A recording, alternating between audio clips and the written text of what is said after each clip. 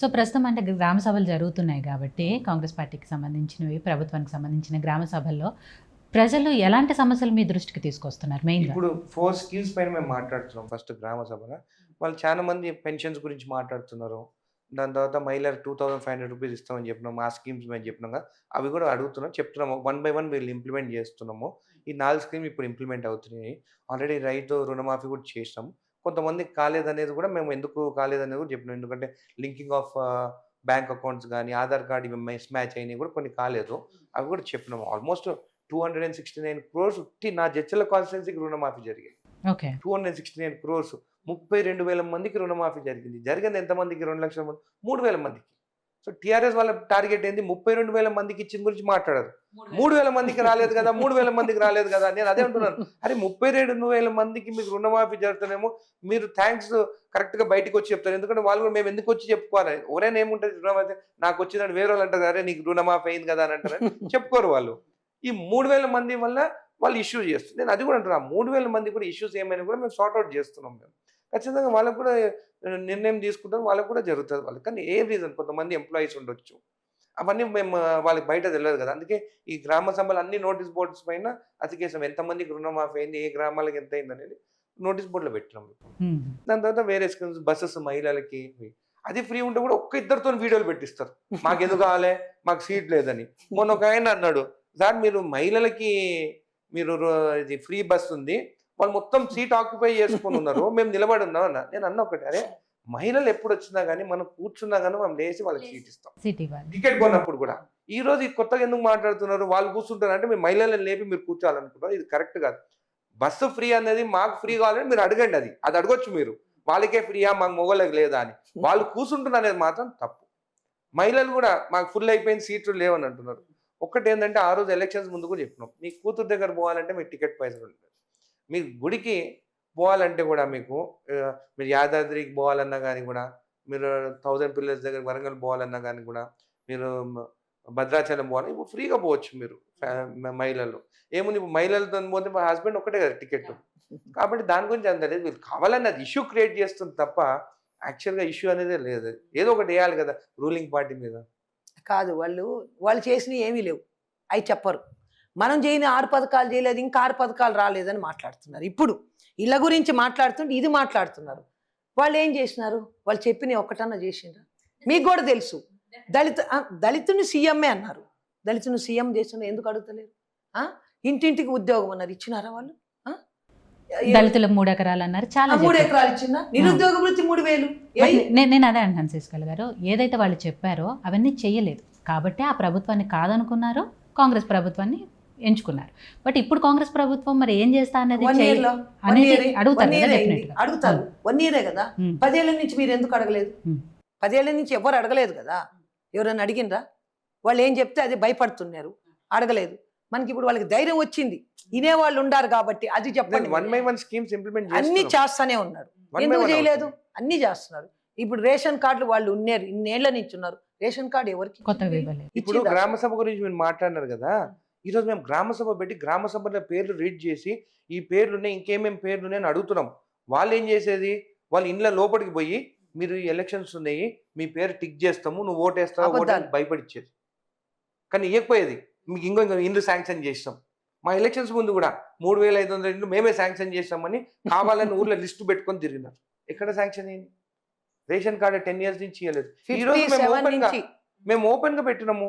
Public లకు పోయి నేను కూడా ఎలక్షన్స్ ముందు, అంటే ఇది వస్తో రాదు నాకు తెలియదు, అప్పుడు పబ్లిక్ లో నేను ఏమని మాట్లాడాను, రేపు మేము గ్రామ సభలు పెడతాము, మీ ముందుకు వస్తాము, మిమ్మల్ని అడుగుతాము, మీరు ఆమోదం తెలిపిన తర్వాతనే ఇస్తాం, మేము సీక్రెట్ గా అనేది ఉండదు, ఏ పార్టీ అనేది చూడదు, నిజంగా పేదవాడా, ఇల్లు లేదా, ఇల్లు ఇస్తాం. ఈ రోజు కూడా అదే మెసేజ్ నేను నా కాన్షియస్ మా వాళ్ళకు కూడా చెప్తున్నాను. కొంతమంది వచ్చేది చెప్తారు, వాళ్ళు టీఆర్ఎస్ వాళ్ళు, వాళ్ళకి ఇల్లు ఇవ్వద్దు, మనం సతాయించి మన ఓటు ఏదో కట్ చేయపోయారంటారు. అట్లొద్దు.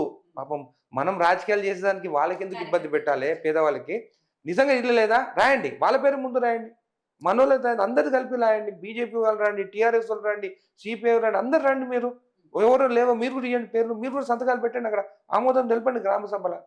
రానప్పుడు అడగండి నన్ను. ఇదే ఒక ఇష్టమ్మా. ఇల్లు కాలిపోయింది పోలపల్లి, వాళ్ళకి ఇల్లు కాలిపోయింది, వాళ్ళకి ఏం లేదు, రేకులు. నిన్న కాదు మొన్న వచ్చింది నాకు భార్య భర్త ఇద్దరు, వాళ్ళు టీఆర్ఎస్ వాళ్ళే. నేను టీఆర్ఎస్ వాళ్ళని నేను అనుకోలేదు. టీఆర్ఎస్ వాళ్ళని తెలిసింది నాకు. కానీ నేను వాళ్ళకి ఎంఆర్ఓ దగ్గర పోయి వాళ్ళు కాలిపోయినందుకు గవర్నమెంట్ పైసలు ఇస్తారు. ఇల్లు మొత్తం కాలిపోయింది, ఏం లేదు, రేకులది. కానీ ఆ అమ్మాయి ఊరంటే మా ఊరు ఆడబడుసు, ఈ ఊరు ఆడబడుసు. హస్బెండ్ వచ్చి పోలపల్లి, వాళ్ళు పక్కా టీఆర్ఎస్.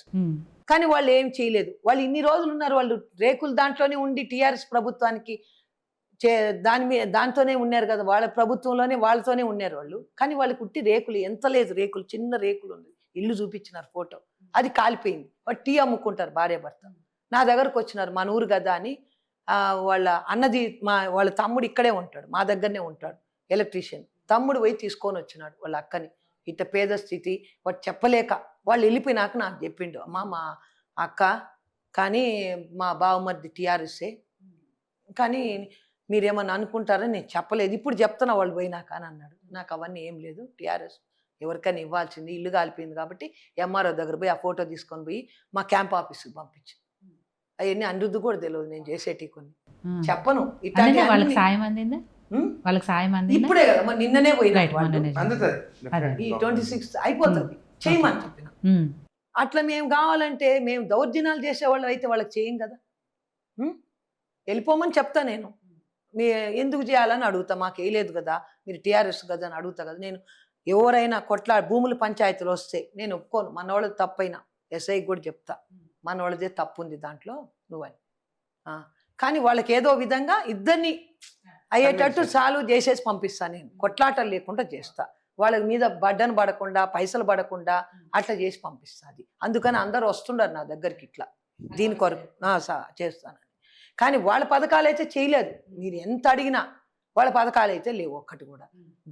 జడ్చాలకు 1 yearలో ఎంత ఫండ్ తెచ్చిందో అందరికి తెలుసు, రోడ్లు తెలుసు, రోడ్లు పోయి చూస్తే మీకే అర్థమవుతుంది. 9 substations తెచ్చి అప్పుడు 3 ఉన్నాయి, వాళ్ళు తెచ్చింది 3. లక్ష్మారెడ్డి 10 ఏళ్ల నుంచి 3 substations. అదనంగా 9 తీసుకొచ్చారా లేకపోతే 6 వచ్చినాయి? న్యూ 9. ఆ 3 కాక ఇప్పుడు మళ్ళీ 9. అది వేరే, ఆయన 10 years 3 substations. ఆయన నేను ఈ 1 yearలో 9 substations. ఓకే, అదే ఇంకా 132 kV ప్రపోజల్ పెట్టినాం. అది వచ్చిందంటే మాకు ఇంకా 50 years వరకు జడ్చర్ల కాన్స్టిట్యున్సీలో పవర్ ప్రాబ్లమ్స్ అనేది ఉండదు, 50 years వరకు. సో అనిరుద్ధ్ గారు, ఇవాళ గణతంత్ర దినోత్సవం కాబట్టి ఈ రోజున మీ మనసు మీద చేసుకొని మనస్సాక్షితో మనస్ఫూర్తిగా కొన్ని విషయాలు చెప్పండి. నేను అడిగిన వాటికి ఇవన్నీ కొద్దిసేపు పక్కన పెడితే ప్రభుత్వం గురించి మాట్లాడుకోవాల్సి వస్తే, నిజంగా కాంగ్రెస్ ప్రభుత్వం ఈ 1 yearలో ఏదైతే ఎలక్షన్ల ముందు 6 గ్యారంటీల గురించి చెప్పిందో ఎంతవరకు చిత్తశుద్ధితో అమలు చేసింది అనుకుంటున్నారు? ఇప్పుడు స్కీమ్స్ అమలు చేసినాం కదా, బస్సు కానీ, దాని తర్వాత రైతు రుణమాఫీ was a very big scheme అనేది. అన్ని అంతమందికి 32 లక్షల మందికి రుణమాఫీ అనేది it is a very big decision. మేమందరం కూడా అన్నాము, కాస్త రుణమాఫీ 1 year ఆపి ఈ స్కీమ్స్ రైతు భరోసా ఇవన్నీ ఇద్దాము, ఆ తర్వాత ఇద్దామంటే సీఎం గారు లేదు మనం ప్రామిస్ చేస్తాం రుణమాఫీ చేస్తాం అని చెప్పేసి. It was a very big decision, అది చేస్తాం. అది కూడా వాళ్ళకి నిద్ర పడతలేదు వాళ్ళకి, ఎందుకంటే వాళ్ళు 10 years వాళ్ళు ఎప్పుడు రుణమాఫీ చేయలేకపోయినారు. అదే ఆ పెద్ద డిసిషన్. ఇప్పుడు అది అయిపోయింది కాబట్టి ఇవన్నీ స్కీమ్స్ అన్ని ఇంప్లిమెంట్ అవుతాయి. ఇక్కడ నేను బర్డన్ మా స్టేట్ కూడా చాలా బర్డన్ ఉంది కదా, ఫైనాన్షియల్ బర్డన్ చాలా, లోటు బడ్జెట్ లో ఉన్నాము, ఇవన్నీ ఉన్నాయి కాబట్టి we should overcome that. Financials ఇప్పుడు దావోస్ పోయినారు, they got many companies are coming, revenue పెంచుకోవాలి, కాబట్టి స్కీమ్స్ ఇంప్లిమెంట్ చేయాలి. డెఫినెట్గా 1 by 1 will implement. Ration card it's a big decision. ఎంతమందికి ఇప్పుడు they are saying around 40 lakhs పీపుల్కి రేషన్ కార్డు ఇస్తాం. మాకు ఇంకా 2 days అయితే మొత్తం లిస్ట్ కూడా వస్తుంది ఎంతమందికి వస్తుంది అనేది. వాళ్ళు ఎందుకు ఇవ్వలేకపోయినారు రేషన్ కార్డు ముందు?